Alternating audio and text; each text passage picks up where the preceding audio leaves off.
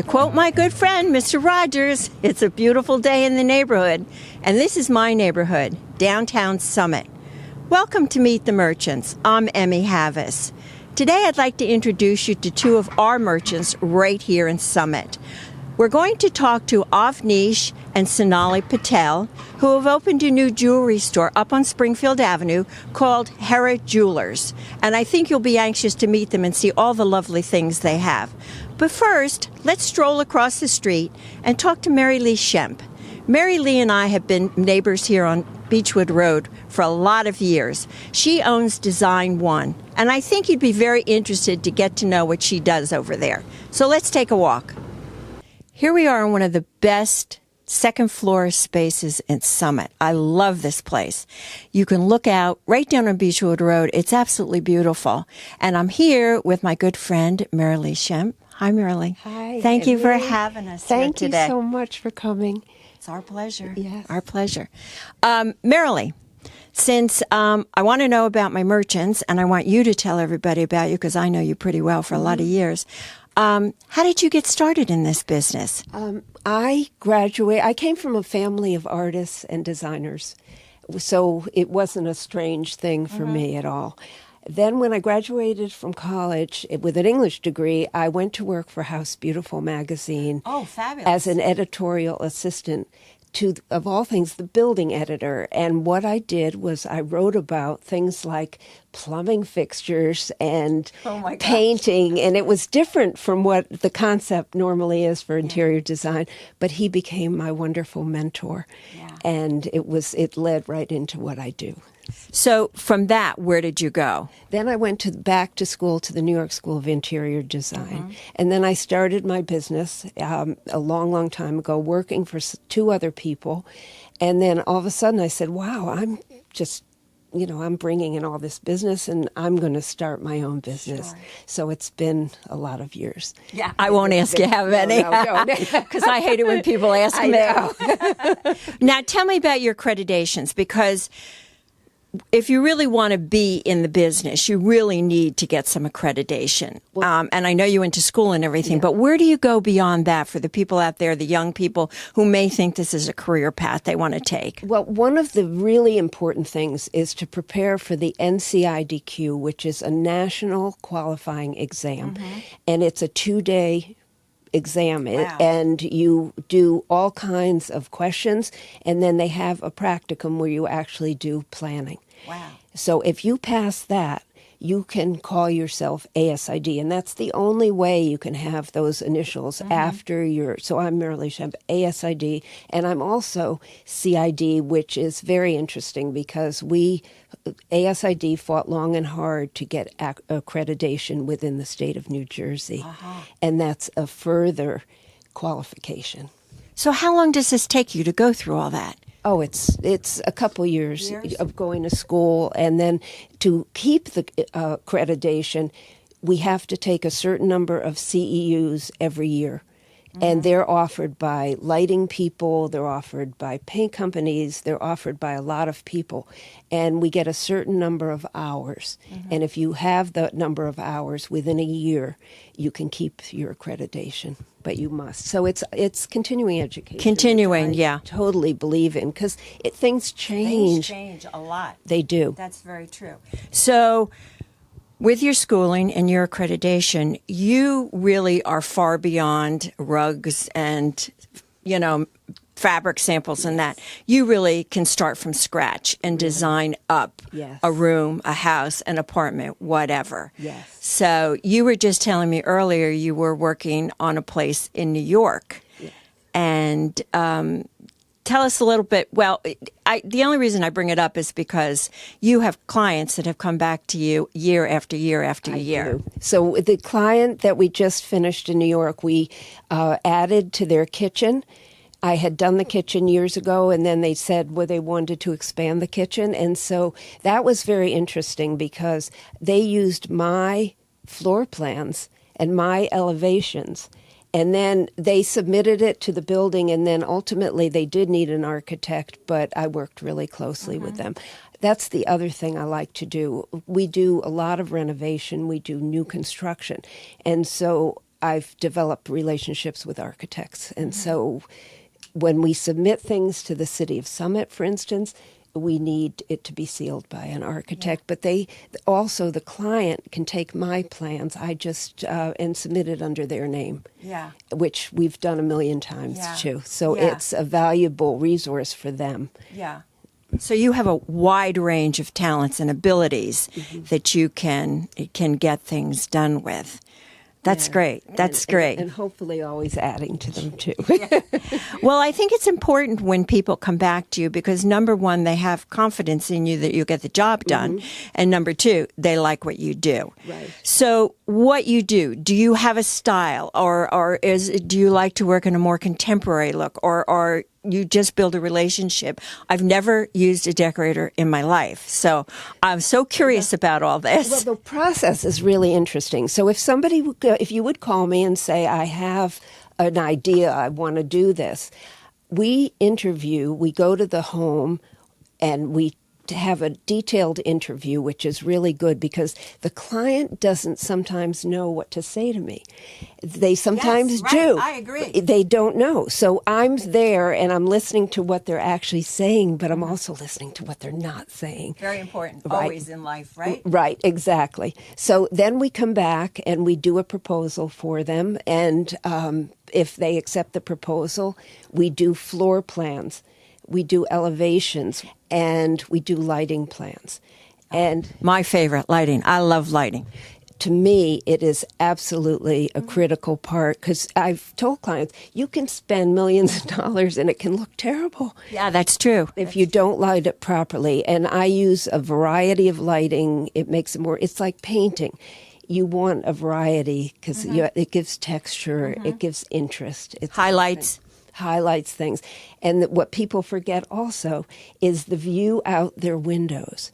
And the interior design doesn't really end at the window. We don't want a black hole. We want to be able to have a lovely view. Great idea. So you do that also, outdoor lighting. We do outdoor lighting. And it's so funny when people say, oh, never thought of that. Right. Why would you? Yeah, exactly. So it makes a huge amount of difference. Yeah, I'm sure it does. And we've designed a lot of patios and outdoor kitchens, things like that. Oh, I love those outdoor kitchens. Oh, yeah. They're really nice. So we have fabric.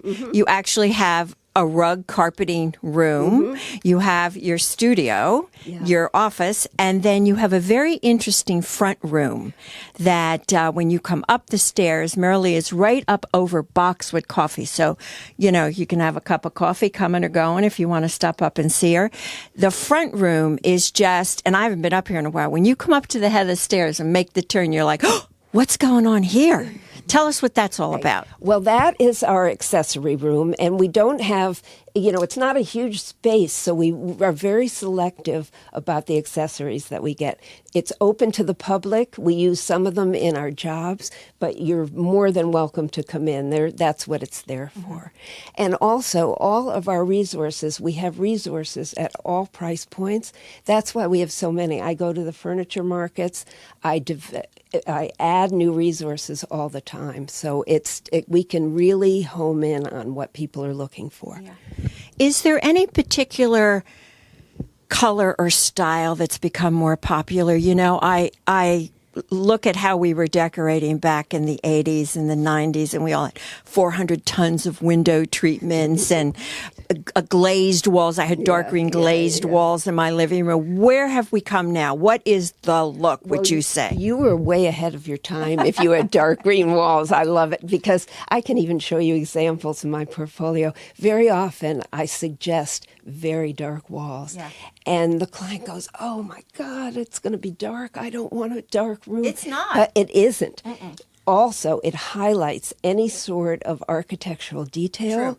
It's warm, and that's where lighting also comes in. Yeah. You can highlight things with the lighting when you have a dark wall. Is there? And sorry, go ahead. Oh, and the other thing is, people say, "Oh, I just paint the trim white." So I pulled out just, for example. This is where I think a lot of my value comes in to choose the correct accent color.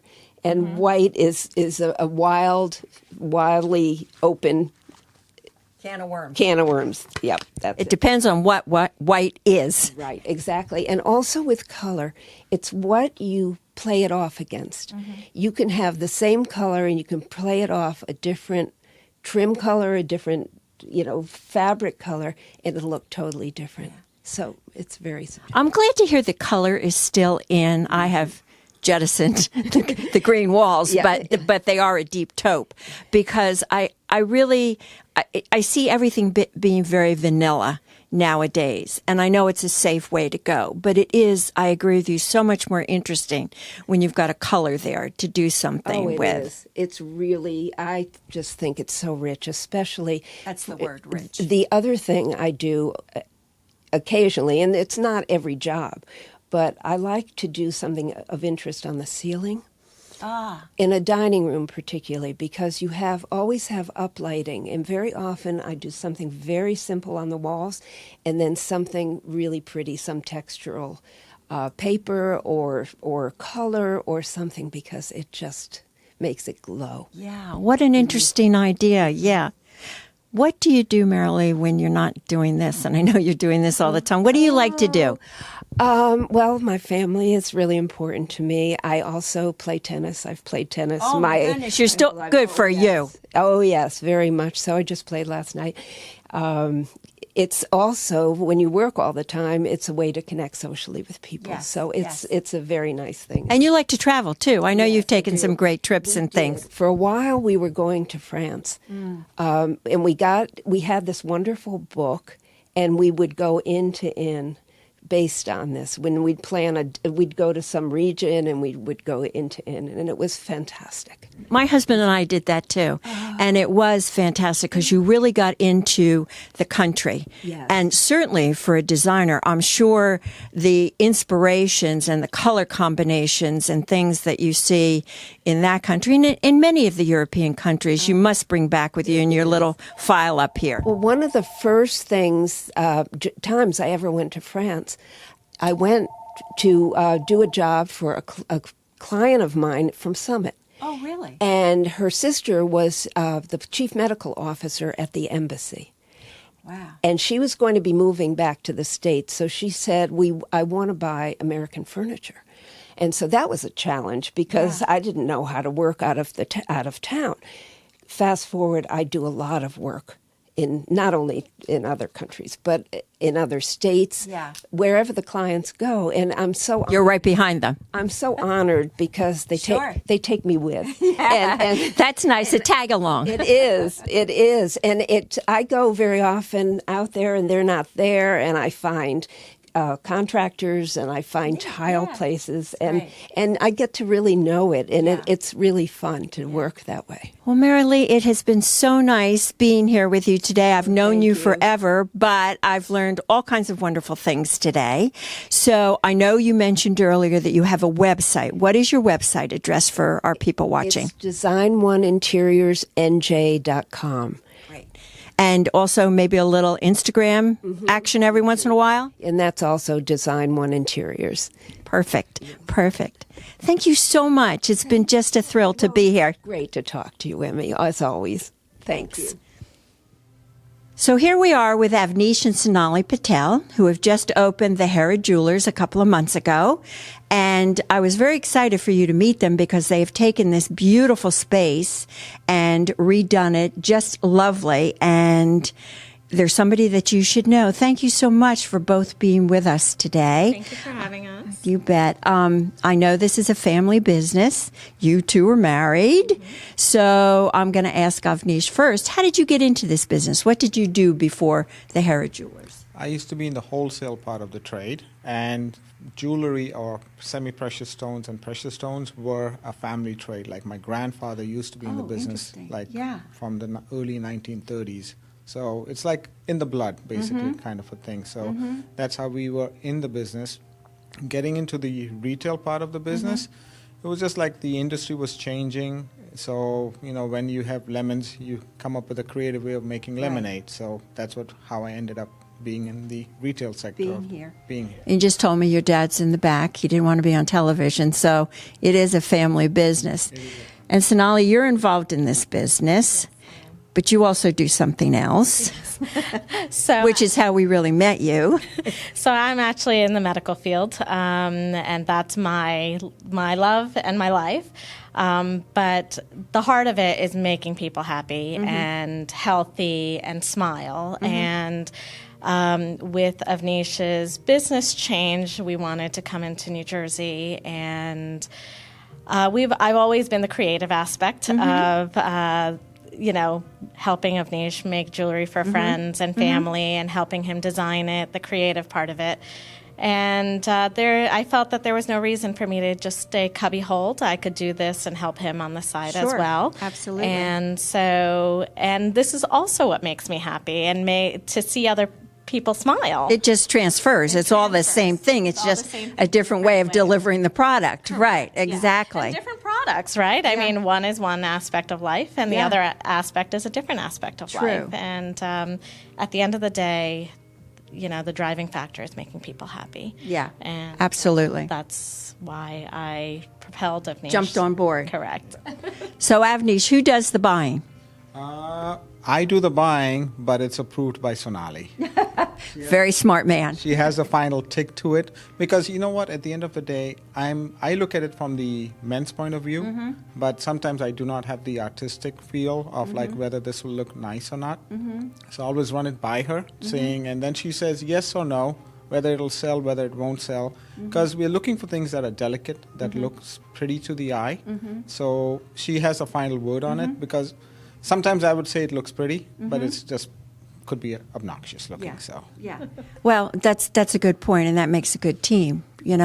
So do you go into New York to buy, or how? I know how I buy product for my store. How does one buy product for their jewelry store? We go to the trade shows to buy, and then we have a lot of salespeople that come in, and then I know quite a few designers that do personal design work, and they sell it to the retail stores. So I contact them, because then it turns out being every item is unique. Yeah, and important. It's important every item is unique, and I usually try to work with the designers directly. So this way, every item that we have in our store, you will not see a duplicate anywhere else. Yeah. That's an important factor. That is a very important factor. Even like our engagement rings, we build everything around the stone instead of the rings being there and the stones being put on it. That's important. That's important. So do you get into the design aspect of it also with your creativity? I do. Again, there's a female and male perspective here. Always. Men look at the technical aspects of it, whether it would work or not, and females go in and say, why shouldn't it work? This is what's going to look nice. This is what's not going to look nice. You can't have, we look at how it looks on a finger, how it feels on a finger. I look at it the career point of view too. In my other line of work, I'm wearing gloves. I'm hand washing.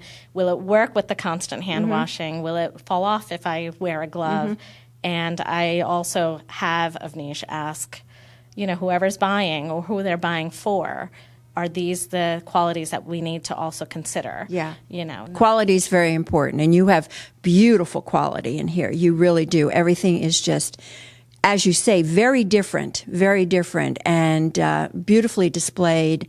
And let me ask you this, Avnish, are colored stones, I'm starting to see, and I'm probably way behind the curve here, but are colored stones starting to become more requested, more popular?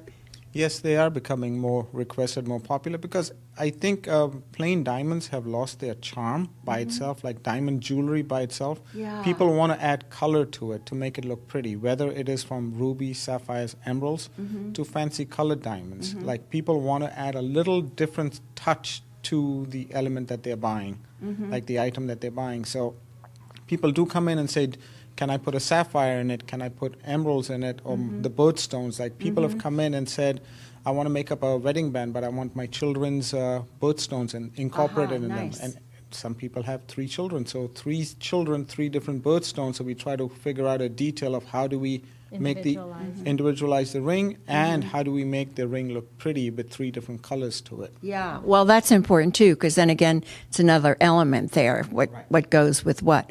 So I see lots of gold, but you also do other metals too. Correct. We have a silver line. We do all different colored golds, white, gold, and rose gold. Yeah, I love that rose gold. Yes. Very warm and inviting. Yeah. Yeah, and it goes. Yeah. A lot of people would never imagine that rose gold will go with every color theme, but it does. Skin colors too. Correct. I think it's very nice against skin too for rings and stuff. Different tones of skin as well.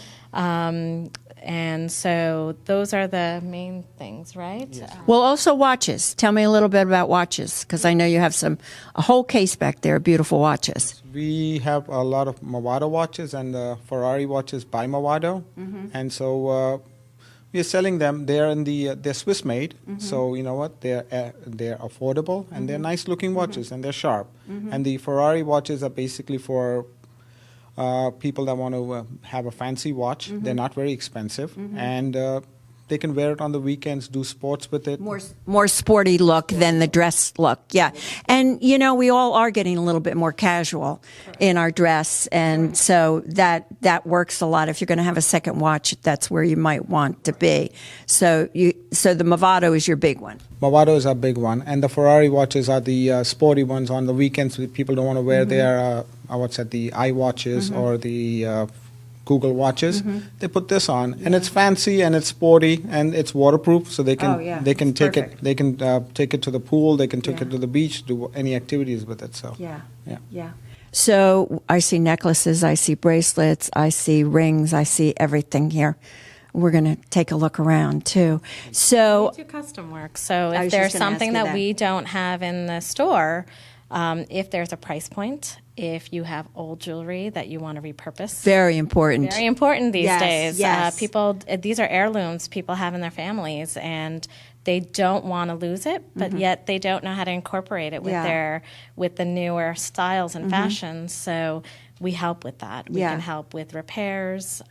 There's a lot. I know I've gotten a couple of watch batteries here, so you do those little mundane things on top of all this beautiful glitter. Yeah, that's an important point about the family jewelry, because again, styles change and things, but you have a beautiful stone that's sitting in a ring that was your great grandmother's that looks Victorian, and it's not what you're going to be popping on your fingers. So that's a wonderful thing too. And we also try to use the ring itself. So if there's an old ring that you want to repurpose a gemstone, we could assist with guiding on how to repurpose a gemstone, but still use the old ring. So you're not losing it. We'll just replace it with something else that either someone else, you might like better, or you could still use and not lose the original design. Yeah. So it could still be there. Because some of those Victorians, I happen to have a beautiful ring that was my great aunt's, and it has a beautiful diamond in it, but the cut work around the diamond is absolutely incredible. It's filigree and it's work platinum on top of everything else, so you're not going to chuck that in the garbage after you repurpose the diamond. The old workmanship is no longer there, so it's very hard to duplicate those old heirloom rings. So what I usually suggest customers is, instead of destroying the ring, let's repurpose it and put something else in it. If you want to replace a stone and get a modern look to your stone. So customers, they never think about it, and then they finally say, you know what, maybe that's a good idea. Maybe we'll put my daughter's birthstone and give it to her. Yeah. Because you hate to just let those things sit in the box in the drawer, It hurts me more when I see the design and they say let's break it apart, and I'm like scratching my head like, you do not understand the workmanship that went in. The filigree work, you don't see that much filigree work anymore. Not at all. Everything's much different. But that's fashion. I mean, there's that's jewelry fashion and clothes fashion and house fashion and sometimes sometime in the future it might come back. And that's why we try to encourage our clients to try to hold on to some of the older things. Absolutely. Absolutely. where they could use it. And I understand you have two wonderful sons who I have met. Yes. Do they come in the store at all and help you out? On the weekends, they're pretty busy in their activities, and me running around with them as well. But yeah, they do try to help as much as we can, and they're also the creative. And how great! To the artistic work in the making of our logo, the name, origination. This is truly a family. Yeah, it really is. Family driven, family run, family motivated, and with a lot of support from family and friends. That's great. That's what I always say about Summit. And one of the key things that I think makes doing business here and shopping here so delightful is that 8 out of 10 times when you come in the store, you're talking to the people who own it, who have a vested interest, a vested love in what they're doing. And it's not just somebody who's punching the clock and going home and doesn't really care what goes on. And I don't mean that in a bad way, but there is a tremendous difference between those who own and those who don't. So, and I know you have a cute little dog. What's your doggy's name? Chili. Chili. Such a cute little white puff of a dog. It's adorable. I see her on Instagram all the time. Yeah, she does. We try to bring her here on the weekends. She's part of our family, and we've tried to incorporate her with us being here. Mm-hmm. And now I'm trying to bring her to the face of Hera. Oh, cute. That's a good idea. Yeah. May as well. Sure. She's a family member. Sure, absolutely. She's very photogenic. Thank you. She loves sitting at the door. When I have the door locked, I bring her here on Sundays when I'm doing my own work. She'll sit at the door and just look outside, and she's just happy. Watch the world go by. Watch the world go by. And she's really happy doing that, so it's nice. Yeah. Yeah. So speaking of Instagram, what is your Instagram address? The Hera Jewelers. Okay. And I know you have a website. What's the website? www.theherajewelers.com. Oh, very simple. They both go together. Yes. Well, you're right here on Springfield Avenue. Your number's 325. What are your hours? 352. Oh, 352. I'm reading it on the glass. 352 Springfield Avenue. And what are your hours? So every day is a different time frame. On Mondays, it's 1 to 5. Mm-hmm. Tuesdays, it's 10 to 5. Wednesday, also 10 to 5. Thursday, 10 to 7. Friday, 10 to 5. Saturday, it's 10 to 5. And Sundays, we technically are off, but we're here. Mm-hmm. And so we've put it by appointment. So if there is any client who wants to come in, maybe they want a private session to go over things. Mm-hmm. Maybe they are sickly and they don't want to be around the general public, or they don't know who's going to come into the store at that time. We are allowing availability. Appointments only on those days. That's a good idea. You're available, but you're not really open. That's great. Well, thank you both for being with us today. It's been a pleasure chatting with you. And we wish you all the luck in the world. And I hope all of our viewers stop by and at least say hello to you, and then be just intrigued with all the beautiful things you have, and intrigued with you too also. Thank you. Thanks again. Thank you for Summit to welcome us here as well. It's been a very supportive atmosphere. It's a great place to be. It's a great neighborhood to be in. Correct. So that's our show for today. Thanks for joining us. I hope you enjoyed meeting our new merchants here in town, and we'll take a moment to stop by and say hello. And for further information on what's going on in the downtown, check us out on summitdowntown.org. We will list all of our activities and promotions on there on a regular basis. So till next time, I'm Emmy Havas, and this was Meet the Merchants.